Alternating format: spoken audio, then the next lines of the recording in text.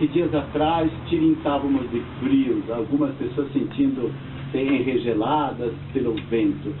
Qual foi a esperança hoje se não dar um raio, um sol, todo esplendor de céu anil? Para quê? Para que a gente respondesse ao Criador com o nosso sorriso, a nossa esperança. E costumeiramente se diz que nessa terra os sorrisos são mais leves, mais largos quando há sol. Então permitamos-nos também sorrir nessa tarde, para que as duas asas desse imenso amor, chamado amor incondicional, possam também se propagar e se expandir. Há tanta coisa, amados irmãos, porque eu brinquei com 10 horas de atividade, porque eu procurei resumir 2 belíssimos capítulos de 2 livros de Joana d'Angelis, um deles chamado Segue em Harmonia. Eu considero assim um livro fantástico. Ele é de Joana d'Angelis, mas com comentários e explicações da nossa irmã mineira Sueli Caldas Schubert. E essas explicações dela é que enriquecem o conteúdo que Joana d'Angelis tanto quer propagar no mundo. E o segundo livro de Joana, agora sim, nada mais podia ser do que Amor, Imbatível Amor. Imbatível porque não podemos combatê-lo, não podemos destruir. E amor porque se expande. Então eu gostaria de convidá-los a uma caminhada intelecto-amorosa, amorosa e fraternalmente conduzida por essas 2 belíssimas asas que Joana d'Angelis quer nos conduzir nesta tarde. Iniciando a palestra, e há muita coisa, eu não vou nem perguntar o que é amor para vocês, porque sobejamente todos já sabem o que é amor, porque sentem o amor, e o amor é um sentimento. Quando a gente o coloca em prática, nós passamos a amar. Então o verbo amar vem decorrente desse sentimento maior, que é Deus. Joana d'Angelis pergunta, nesse último capítulo, que ela intitula, aliás, são dois belíssimos capítulos intitulados, primeiro, Sabedoria do Amor, e sequencialmente ela coloca Manancial das Bênçãos Divinas. Obviamente ela junta essa tão belíssima dualidade que na realidade aparentemente pode estar dissociada entre razão e sentimento. Se a razão e se o coração, que tem sentimento, nem sempre a razão consegue compreender, então via a benfeitora espiritual nós precisamos compreender. O mundo graça está cheio, repleto de violências, maldades, desamores, que todos nós assim sabemos por demais, e não nos cabe aqui falar.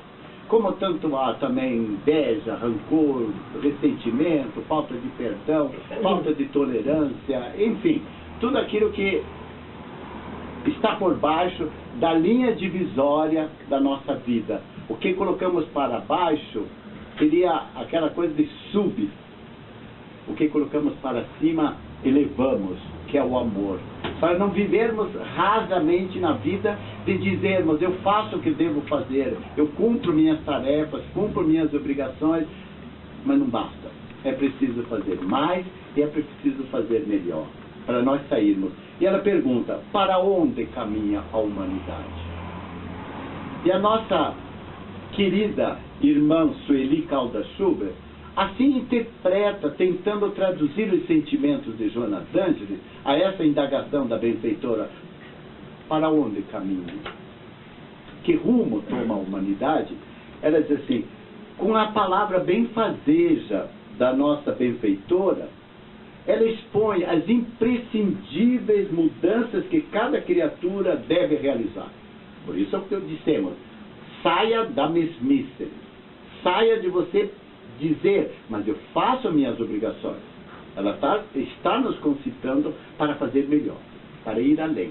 Se cada um, li tantas vezes de Joana, cada um fizesse a sua obrigação, o mundo continuaria igual, apenas girando. Não haveria diferença nenhuma. Mas pela diferença que cada um de nós colocar nesse fazer, acrescenta a sua contribuição. O que é de nossa obrigação profissional, obrigação cristã, obrigação familiar, obrigação social, isso já é inerente a toda criatura humana. Mas em cada atitude colocada a diferença, esse está o busilis da questão, ou seja, o X da questão, está exatamente a razão de nós nos tornarmos diferentes nesse aspecto. Por isso que ela diz, cada criatura realizar a partir das entranhas profundas do eu, visando como resultado a transformação do mundo ao seu redor. Então eu sou um colaborador do mundo quando eu me modifico. E ela acrescenta, onde prevaleça o amor, carregado de compaixão e solidariedade. Então esse é o preâmbulo para nós iniciarmos a caminhada dessa tarde. Logo em seguida, Emmanuel põe nas palavras de Chico Xavier esse belíssimo tema, dizendo: o amor e a sabedoria são duas asas que identificam o espírito superior. Emmanuel. Amor e sabedoria são duas asas que identificam o espírito superior. Ou seja, aquele que já saiu, está saindo da prova e expiação para já se regenerar. Fruto daquele trabalho que nós desempenhamos. É na verdade, estamos aqui para isso. Não é verdade? Esse é nosso canal, a nossa melhoria, o nosso progresso, a nossa ascensão moral e intelectual. Joana d'Ângeles aproveita-se de Emmanuel e diz, intitulou A Sabedoria do Amor, e unindo essas duas qualidades nobres e excelsas, sabedoria e amor. Então nós vamos caminhar entendendo. Sabedoria seria razão, seria intelecto, seria compreensão, seria o estudar, o aprender. Por isso as palestras, a leitura edificante, tudo aquilo que a gente busca para crescermos. E duas asas é muito fácil de entender. Ninguém voa com uma asa apenas. Fácil de entender. Se elevamos a outra e as distendemos par a par, equânimes, ou seja, na mesma extensão, teremos um voo mais sereno e mais seguro. Por isso há tanta gente que busca a intelectualidade. No mundo acadêmico é muito fácil compreender isso. São sábios, doutores e pós-doutores naquele conhecimento. Todavia recalcitram, endurecem o lado da elevação excelsa que seria o amor. E que Joana d'Ângeles diz, imbatível amor. Porque o amor é da essência, que é Deus. Haja vista que a gente diz assim, qual a melhor das religiões? A religião do amor, que é a religião Deus. É o fim primeiro, causa incausada, e o fim último da nossa caminhada eterna, que não acabará, mas que viveremos nessas asas benditas em espíritos puros, que seremos um dia. E alguém se pergunta, chegarei lá? Sem dúvida, chegaremos. Alguns mais rápidos, sofrendo menos, alguns mais devagar, caminhando com ainda as limitações que querem se impor. Por isso que estamos reencarnados. Acredito nisso. E é uma bênção, é um manancial de bênçãos de Deus, a possibilidade de estarmos encarnados e reencarnados. E ela conclui, mas especialmente evidenciar o amor, sua expressão universal, que é pleno de sabedoria e que o espírito adquire através de milênios. Por isso já caminhamos muito. E muita gente se pergunta, quantas reencarnações já tive? Não se preocupe. Olhe para trás. Você já caminhou do mineral para o vegetal, para o animal, para chegar ao hominal. Com a razão, com o conhecimento, com essa grande possibilidade de externarmos. E isso é fantástico. E Jesus sempre visto nessa primazia da sabedoria e do amor. Por isso que ela diz que bênçãos divinas jorram do Pai. Por isso é o amor. Mais adiante, é dizer, com sabedoria plena e amor incondicional, o Mestre sempre nos guiou. Eu estou indo rápido, porque há muita coisa. Mais adiante, Sueli cita o capítulo de João, capítulo 4, versículo 21, quando o Mestre diz: a hora vem, e advertindo-nos que estamos em plena vigência do Consolador. Para quê? Para que são chegados os tempos e não se deve mais postergar, adiar o momento decisivo do despertar da consciência. Esse despertar é a nossa consciência que começa a ter essa clara evidência. Não é apenas se perguntar por quê, para quê, o que eu estou fazendo aqui. É despertar e conhecer realmente as suas reais necessidades, que seria a sua evolução. E ela diz mais adiante: quanto é importante e prazeroso cultivar o amor. O amor é sentimento. E o amar é o sentimento em ação. O amor é sentimento. E o amar é o sentimento em ação. Por isso que a gente expande do amar a si, primeiro, para depois expandi-lo, para colocá-lo em ação. Não adianta sermos fingidos, hipócritas, dizer, mas eu amo todo mundo, eu trato bem todo mundo. Mas você não se ama. Por isso vem a depressão, baixa autoestima, vem tudo, porque é negativo. E vai adiante, ela diz assim: no esforço hercúleo, ou seja, aquele esforço enorme de vencer-se a si mesmo. É esse esforço. Por isso que é diário. De você levantar, olhar-se no espelho.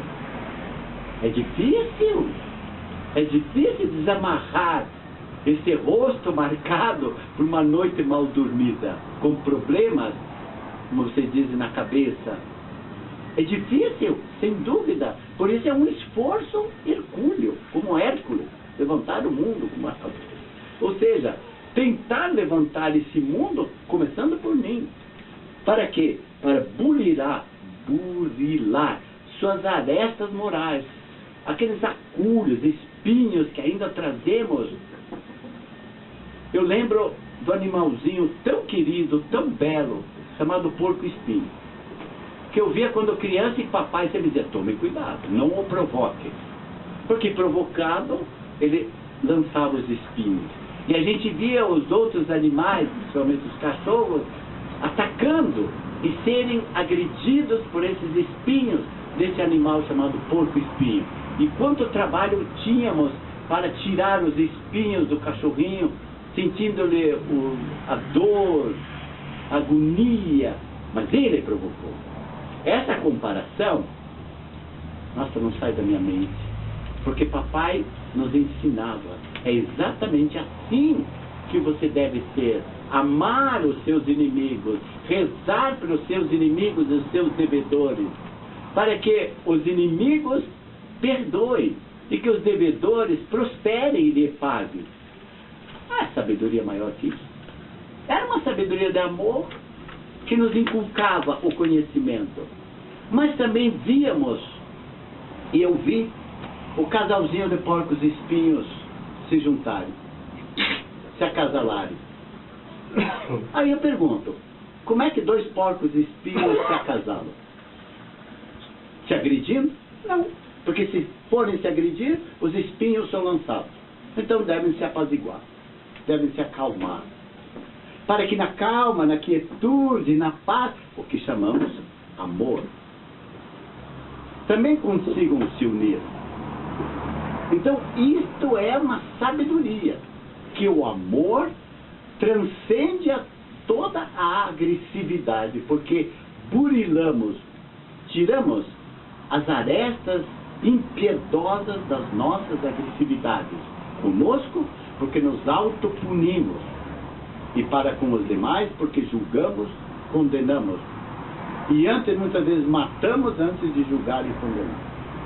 Não nos cabe o julgamento, diz o mestre, para não sermos assim julgados. Isso é amor, isso é recomendação, isso é sabedoria. E ela conclui, aprimorando seus pendores, as nossas tendências, aqueles instintos que ainda trazemos, de vez por outra, pensar coisas tão nefastas, tão ruins, que depois a gente diz assim, meu Deus, não tenho nem coragem de me confessar a Deus, de olhar para Deus. Por que eu tomei aquela atitude tão impulsiva, tão agressiva, que muitas vezes não foram fisicamente as agressões, mas foram morais, que atingiram a alma, o âmago do ser da outra pessoa, e que para tirar, levamos tempo. Lembrem da historinha do pai que queria disciplinar o filho rebelde. Quando lhe entregou uma tábua, um martelo e um pacote de pregos. E disse ao filho, pode pregar os pregos que você quiser. E cada vez que você tiver uma raiva, uma explosão, vá lá e pregue um prego. E passaram o seu tempo. Quando o pai percebeu que o filho já estava bem mais calmo, mais amoldado, com aquelas arestas já bem mais lisinhas, polidas, diz assim, agora começa a tirar os pregos. Quão difícil tirar pregos. É uma verdade. É mais fácil bater, pregar. Quanto é difícil tirar. Mas, obediente que era, tirou um a um os pregos. Aí o pai lhe disse, filho, observe bem a tábua, o que vê. Nossa, pai, quantas marcas, né? Quantos buracos nessa tábua. E filho, você entendeu que não adianta tirar os pregos. É preciso agora suavizar todos esses buracos. Mas não seria assim na nossa vida? Você arranca o prego com o pedido de desculpas, com o pedido de perdão do irmão que você ofendeu, da irmã que você agrediu. Mas você continua vendo as marcas e nada mais faz, achando que você tem o uso da razão melhor do que o outro, do que a outra, e continua na mesmice. Passado um tempo você volta a pregar de novo. Mas você precisa arrancá-los e não deixar as marcas. E também não adianta passar massa corrida ou qualquer outra. E tampouco invernizar, porque com o tempo se corrói e voltam a aparecer. É preciso extinguir na sua plenitude. E Jesus nos disse de uma maneira tão clara, mas tão explícita, quando nos disse que o amor cobre a multidão de erros. Então seriam essas argamassas, essas tintas que não passamos superficialmente, com o perdão e com as desculpas, mas que efetivamente pelo perdão, pelo amor incondicional, nós as apagamos. Vejam esse evangelho e vejam a riqueza quando Jesus, o mestre, nos disse, a hora é chegada. E a hora é sempre agora. Não adianta pensar, foi. Não. O amor não tem passado. O amor tem presente. O amor tem agora.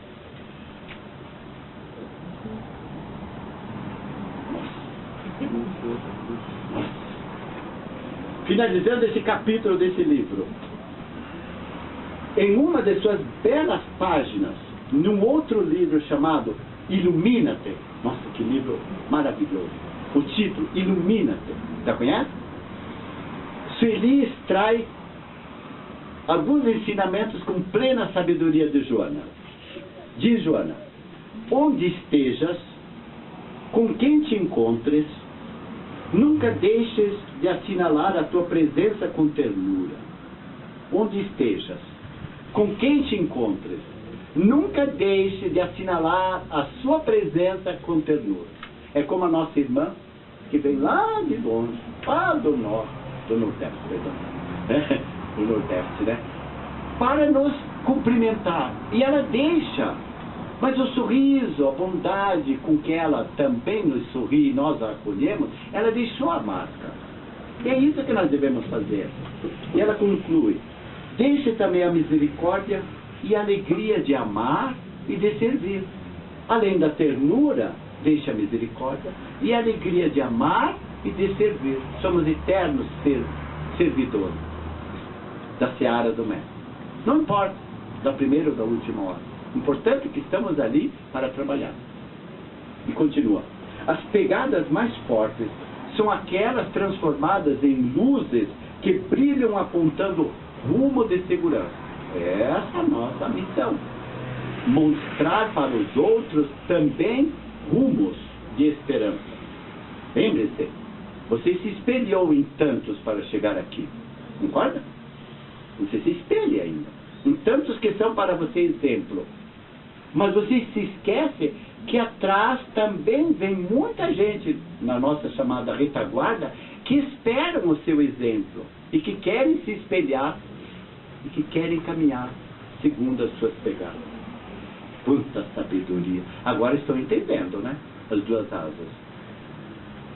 Ela conclui: caso tenhas coragem, após sofrer os acúlios da estrada, que nada mais são do que os espinhos, retire-os, a fim de beneficiares todos aqueles que venham depois de ti. A comparação mais bela é você encontrar um objeto no chão, por exemplo, uma casca de banana. Retire, para que outros não venham a escorregar. É exatamente o que ela diz, para beneficiar os outros e não tornarem a cair. Ela conclui que a tua dor, tem gente que está com dor aqui, não estou falando do corpo, falando da mente, do coração, dos sentimentos. Estou falando desta dor. Que a tua dor não seja por eles experimentada, nem os teus suores e sofrimentos íntimos derramarem-se pelas faces dos futuros divulgadores do infinito amor. Palavras claríssimas. Que você deixe pegadas, mas que você não derrame sobre os outros as suas dores. Mas eu faço uma pausa, porque você está morrendo de vontade de fazer uma parte. Mas quando eu vou fazer um fraterno, eu exponho todo o meu sofrimento, toda a minha angústia, nessa conversa fraterna, amorosa. Você expôs, mas o outro, a outra pessoa que está te atendendo, é suficientemente, deve estar equilibrada, harmonizada, para não absorver. Deve ouvir, deve orar com você e deve lhe apontar, quando for necessário, pelo exemplo, aconselhamento. Francisco de Assis tão belamente nos disse: pregue o Evangelho e, se necessitar, use da palavra. Seria o ouvir e fraternalmente demonstrar pela sua conduta moral, para que esse irmão, essa irmã compreenda que foi muito bom estabelecer esse diálogo para continuar a vida. Desabafou, mas não contaminou. Que importância. E também nós não nos contaminarmos. Há uma preservação da nossa asepsia, da nossa higiene, mas há também a profilaxia desse tratamento, que é dulcificada, essa profilaxia, pelo amor, e com a outra asa, chamada sabedoria. Tão belamente, achei na internet, 2 asas da educação espírita.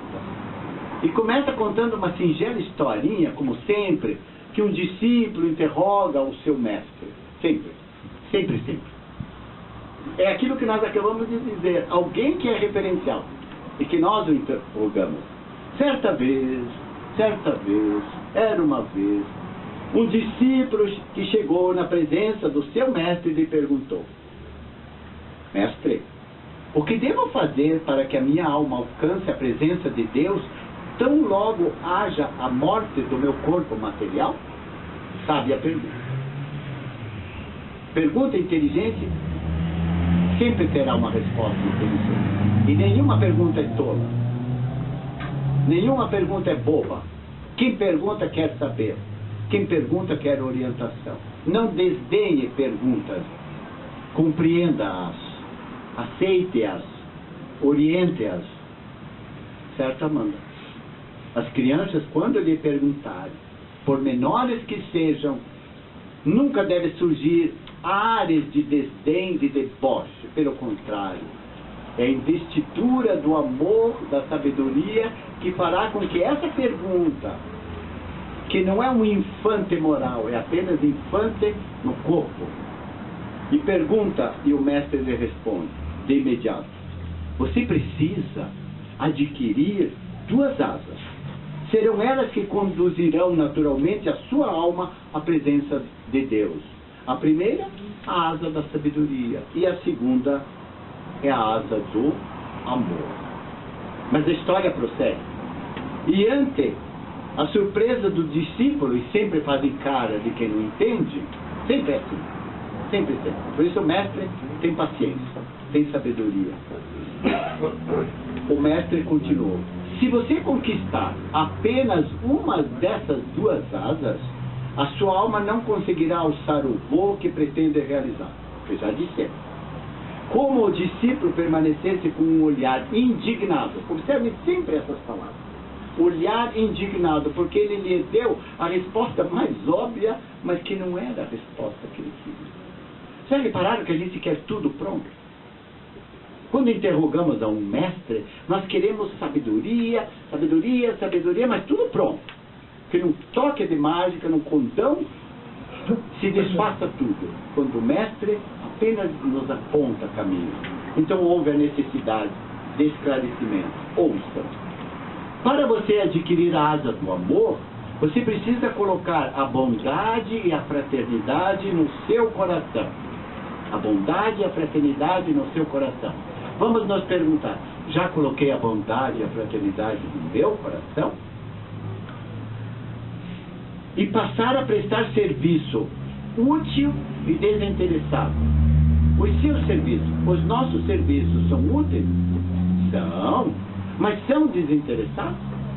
É como uma amizade que não tem interesse senão amizade, que granjeia a felicidade por termos um amigo. Ele não tem nada, não espera de nada de nós, apenas quer nos auxiliar na gratuidade. Para você conquistar a asa da sabedoria, você precisará da autoeducação. Observe que não são bancos escolares nem acadêmicos. Não é verdade? É a autoeducação, da acumulação de experiências e da busca de conhecimentos elevados. O acadêmico, todos nós devemos buscar, que é a nossa instrução. Mas a autoeducação, do conhecimento elevado, essa é uma grandeza que deve ser. E ele conclui: somente assim, durante a sua vida material, a sua inteligência será bem empregada e o seu saber será aplicado com bons sentimentos e nobreza moral. Observe, o conhecimento, o saber será aplicado com bons sentimentos e nobreza moral.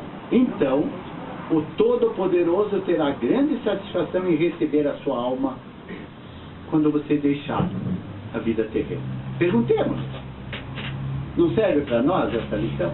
Não fomos nós que perguntamos ao Mestre? Como vou conseguir, atravessando a margem do outro lado? E se eu desencarnar ao sair do nada? Raramente você pensa nisso, né? Manuel Bandeira nos disse: quando a indesejada da gente chegar, não sei se dura ou caruá, deverá encontrar tudo em seu lugar, cada coisa em seu lugar, a mesa posta, tudo arrumado. Mas ele falou do material. E como está a nobreza moral nossa? Como está a nossa elevação? Passaremos pelo umbral. Mas será bem mais breve, menos penoso, se tivermos essa nobreza moral. Se tivermos granjeado a sabedoria para elevar essa asa e o amor para também caminhar para a paz. Para que seja esse amor indestrutível, imbatível. E observe o final da história. O discípulo, surpreendido com o que ouvira, afastou-se de cabeça baixa. Vocês querem que eu referencie o Evangelho? O jovem rico. Senhor, o que devo fazer para conquistar a vida eterna? Vá, meu querido, vende tudo que tem. Dá aos pobres. Depois vem e segue. Mas o mestre sabia que ele não ia fazer isso. Porque estava apegado. Conhecedor da alma, que o mestre é, lançou o desafio. E o que temos em seguida? O mestre viu com o coração constrito aquele jovem se afastar de cabeça baixa. E certamente o mestre lhe diz que o Pai o abençoe.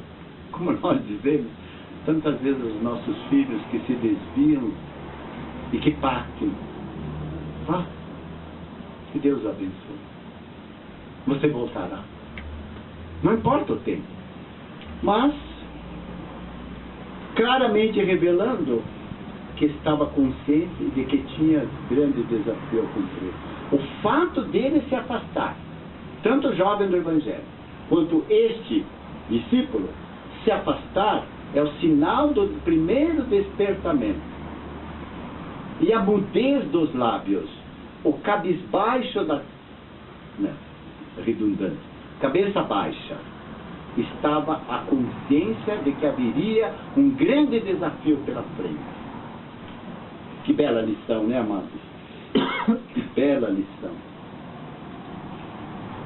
Vocês gostam de referências, concordam? Vocês adoram. E palestrante que não faz referências, acha que não pesquisou nada. Então vamos lá.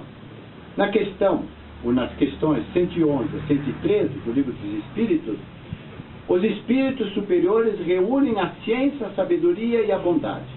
E os espíritos puros, que já atingiram a superioridade intelecto e moral, desfrutam da vida eterna no seio de Deus, de quem são os mensageiros e ministros. Olha a nossa caminhada.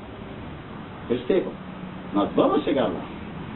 Emmanuel diz-nos também, no livro Pão Nosso, as portas do céu permanecem abertas, nunca foram cerradas, fechadas. Todavia, para que o homem se eleve até lá, precisa das asas do amor e da... Obrigado pela resposta. Do amor e da sabedoria. Querem me responder as asas da sabedoria e do... As asas do amor e da... Sabedoria. Aprenderam, né? Depois o Cris vai tocar. O espírito Correia de la Cerda, no livro chamado Recordações em Leopoldina, psicografado por Chico Xavier, nos diz: a sabedoria e o amor são as duas asas da alma. Lindo isso. Alma porque estamos ainda encarnados. Já Correia, já o espírito Meimei, no capítulo 30 do livro Instruções Psicofônicas, também de Chico Xavier, nos alerta: cultivemos... Acordaram? Cultivemos o cérebro sem esquecer o coração. Cultivemos o cérebro sem olvidar, esquecer o coração. Sentir para saber com amor. Ou seja, vivenciar. É a empatia, é o sentir que o cérebro está em comum acordo com o coração. Sentir para saber com amor. E saber para sentir com sabedoria. Olha aqui. Que trocadilho fantástico. Para sentir, sentir para saber com amor. E saber para sentir com sabedoria. Porque o amor e a sabedoria são as asas dos anjos que comungam com a glória de Deus. André Luiz, nos Domínios da Mediunidade, fantástico livro, num capítulo chamado das esferas mais altas, os gênios da sabedoria e do amor supervisionam nossas experiências. E no capítulo 13 diz, o amor e a sabedoria são as asas com que faremos nosso voo definitivo. Mais algumas, só para vocês observarem. Leon Denis, esteve junto com Kardec. No capítulo 25 do livro, O Problema do Ser, do Destino e da Dor, nos ensina que o amor depura, purifica a inteligência, põe aberto o coração. E é pela soma do amor acumulado que nós podemos aliviar o caminho que temos andado para Deus. Já o espírito F. Purita, de um livro chamado Vozes do Grande Além, psicografado por Chico Xavier, são 400 e poucos livros, tem muito tempo, você vai viver muito, pode ler tudo, nos recomenda que devemos viver fazendo esforço máximo no bem, colocando cultura constante no cérebro e bondade infatigável no coração. Isso aqui daria uma palestra. Cultura no cérebro, infatigável amor no coração. Obrigado por vocês terem vindo, ouvirem tudo isso. Estou dizendo para mim. E finalmente, a irmã Maria do Rosário, no livro Na Educação da Alma, psicografado por Lúcia Cominato, nos alerta que, através do esforço e das experiências, nas diversas situações que a vida faz o ser humano percorrer, vai formando a sua bagagem espiritual, isto é, vai conquistando simbolicamente, obviamente, as duas asas, amor e sabedoria, que haverão de conduzido para Deus. Assim,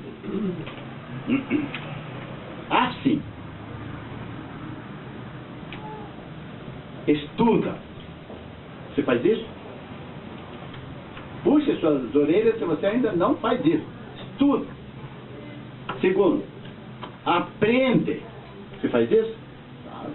Ó, chicotadas do sofrimento. Esforça-te por melhorar a cada dia. Estuda, aprenda, esforça-te para melhorar a cada dia. Não preciso nem responder. Sobejamente vocês o fazem. Como sofre, né? E como estudo no livro da vida. Não precisa nem pegar o livro físico, mas o livro da vida nos chicoteia. E a dor moral, a dor física, psíquica, do coração, da alma, então esta nos dilacera. Cultiva em ti os bons sentimentos e dedica o teu viver a fazer o melhor para a tua evolução. Meu Pai. Também através da extensão do amor ao próximo e das boas obras que conseguires realizar. Posso ir embora? Não responder. Não. Então agora eu vou falar um pouquinho do amor. Do amor. Nesse belíssimo livro chamado...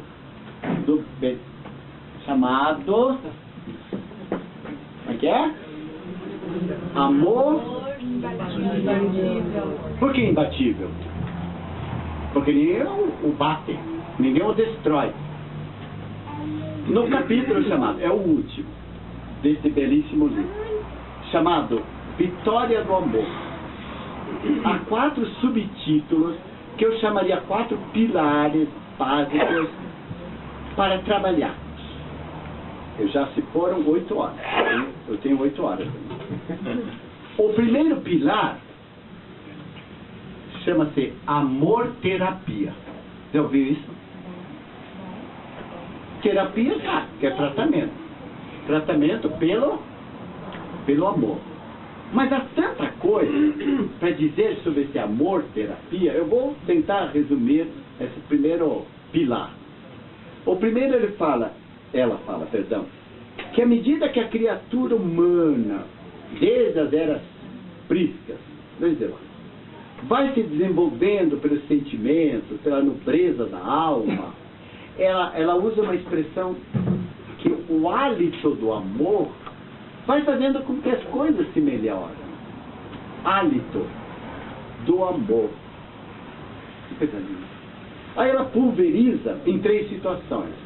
Primeiro, o hálito do amor é a natureza, que abrange as plantas, e ela diz assim, que as plantas absorvem as emanações do amor ou sentem-lhe a ausência.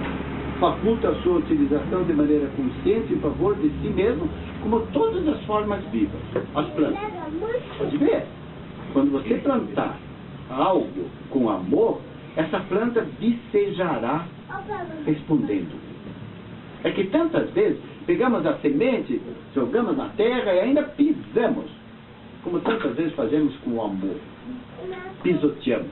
Mas o amor sempre vige, mesmo naqueles que recalcitram, a sementinha devolve, porque ela contém a essência da vida e tudo que ela é em potencial, devolve-lhe com uma planta que crescerá, florescerá, frutificará e lhe dará, se não bastasse, das flores e dos frutos, dar-lhe-á uma sombra para você tentar ler um bom livro. E os animais, esse vocês conhecem, eles se internecem, se domesticam pelo amor. Mas quando são tratados o contrário, eles os devolvem. Observe. E finalmente o homem, humano, sensível, portador de todas as possibilidades nervosas, desorganiza-se. E por se desorganizar, cria, meus amados irmãos, experiências nefastas. Aí entra a terapia do amor, chamada amor-terapia, que Joana d'Angeli define como, eu vou ler, é o processo mediante o qual se pode contribuir conscientemente em favor de uma sociedade mais saudável, logo, mais justa e mais nobre. Por isso é o amor-terapia. Que você espalhe esse amor como um tratamento que vai modificar a sua sociedade. Aliás, começa ao seu derredor. Quando você lança uma pedrinha no lago, ele vai criando ondas.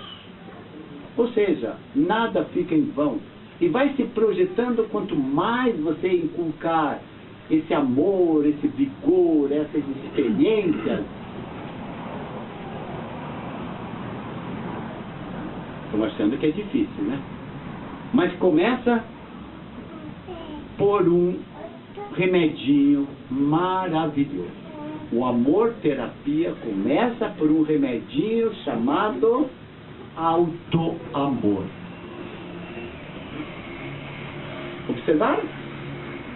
Agora vocês já estão no caminho da percepção da sabedoria. Que para pulverizar essa terapia do amor, eu preciso do auto-amor. Mas vem o segundo, depois da amor-terapia, segundo pilar, que é o amor-perdão. Também fantástico, para vocês lerem depois do livro. Nesse amor-perdão, já dissemos, quando você está pulverizado ainda pela raiva, pelo ódio, pela desavença, por todas essas coisas ruins, você vai criando o que Joana d'Angeli usa 2 expressões, as subpersonalidades e as superpersonalidades. As sub seriam aquelas de que todas aquelas nossas qualidades morais inferiores seriam as subpropriedades. Mas quando você se eleva, você põe acima dessa linha que eu já falei no início, né? Dessa linha divisória do meu dever, daquilo que eu devo cumprir. Então você passa a fazer o bem e a viver no bem melhor. Aí, ainda sobre o amor-perdão, que ela diz, o que seria o amor-perdão? E nós dizemos que o perdão é um presente para nós mesmos. Não é assim que a gente aprendeu? Ela diz, o amor-perdão é um ato de gentileza que a pessoa se dispensa, se dá. Não se permitindo entorpecer pelos desafios, pelos desequilíbrios, para não se desarticular. Por isso que diz que o homem maduro psicologicamente é saudável, ama-se e perdoa-se quando se surpreende em erro. Quantas vezes já nos surpreendemos em erro? E nós, por nos amarmos, nos perdoamos. E por nos perdoarmos, nós estendemos esse amor-perdão, que seria o segundo pilar. E ela diz duas expressões que eu estou sintetizando. É atitude de sabedoria, perdoar-se e perdoar. Guarde isso. Estamos falando muito sobre sabedoria. É uma atitude de sabedoria, perdoar-se e perdoar. Guardou, né? E ela diz, o amor é a luz da alma. Quando viceja esse amor, sua alma é iluminada. E vem o terceiro pilar. Depois do amor-terapia, do amor-perdão, vem o amor que liberta. Então você se liberta. Resumindo, ela trabalha nesse subtítulo do amor que liberta entre a razão e o amor. E ela diz, a razão é fria, é lógica e é calculada. A razão é sempre fria, lógica e calculada. Eu me coloco na frente de um engenheiro. O engenheiro é mais pragmático, mas não é frio. Apenas ele calcula, ele dimensiona. Mas ele usa da razão. Quando ele junta a essa razão que é fria, que é lógica e que é calculada, ele soma com o amor, que é vibrante, que é sábio e que é harmônico. É como são essas notas que são harmônicas. Então a razão que é fria, que é lógica e que é calculada, você adiciona as pitadas do amor, que é vibrante, que é sábio, que é harmônico. Então você faz o amor se expandir. O amor, quando legítimo, quando ele é incondicional. Eu não falei até agora, eu falei isso. Incondicional, porque é total.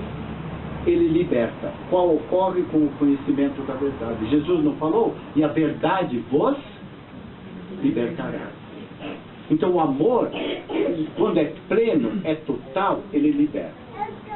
Vamos mais um cadinho ainda do amor que liberta. O amor não tem passado, já dissemos. Não se inquieta pelo futuro. É sempre hoje e agora. E finalmente, o amor é permanente luz no cérebro e paz contínua no coração. O amor é permanentemente luz no cérebro e paz no coração. E finalmente,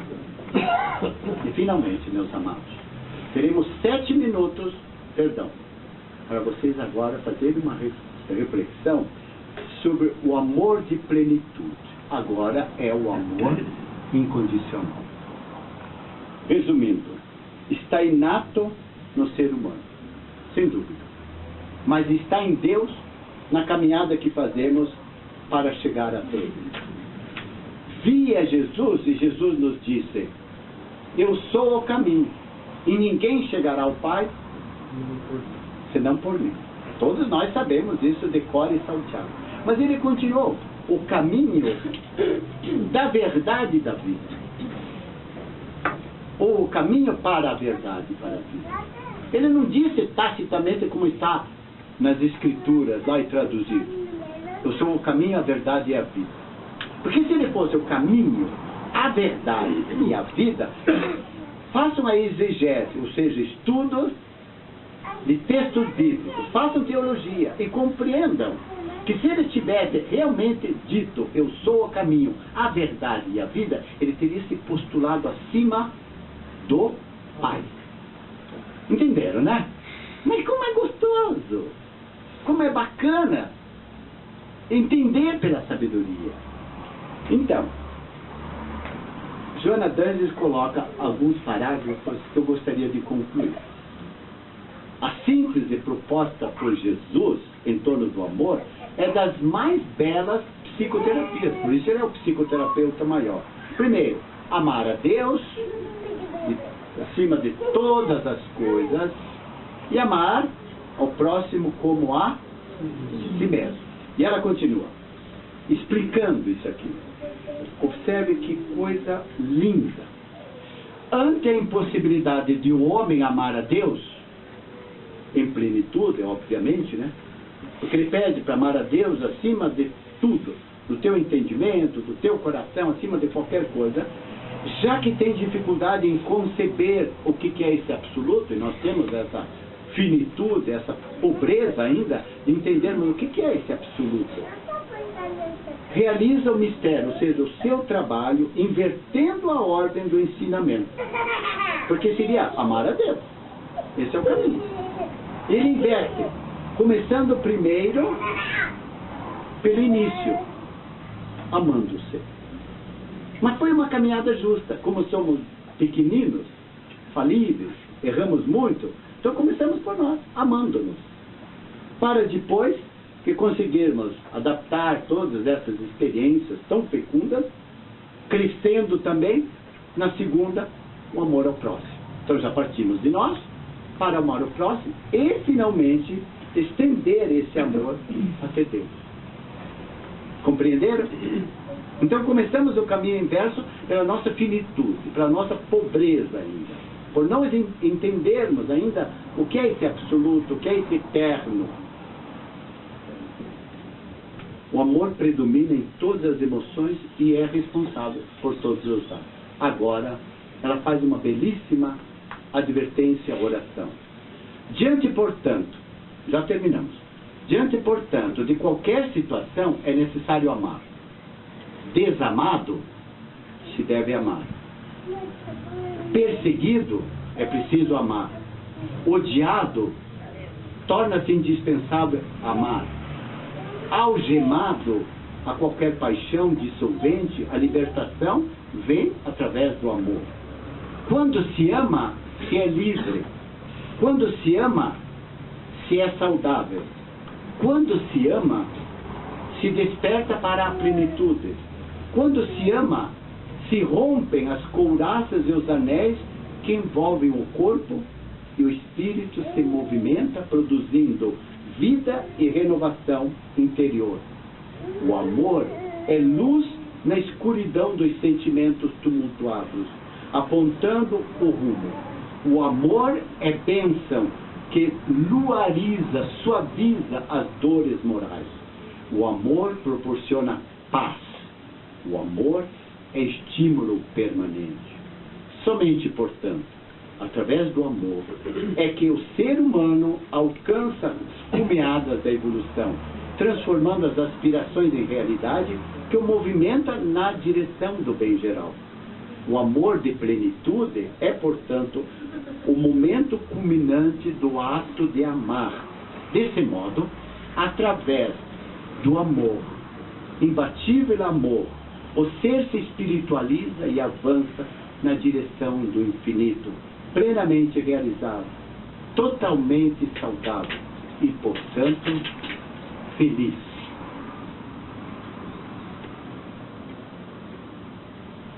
Abraço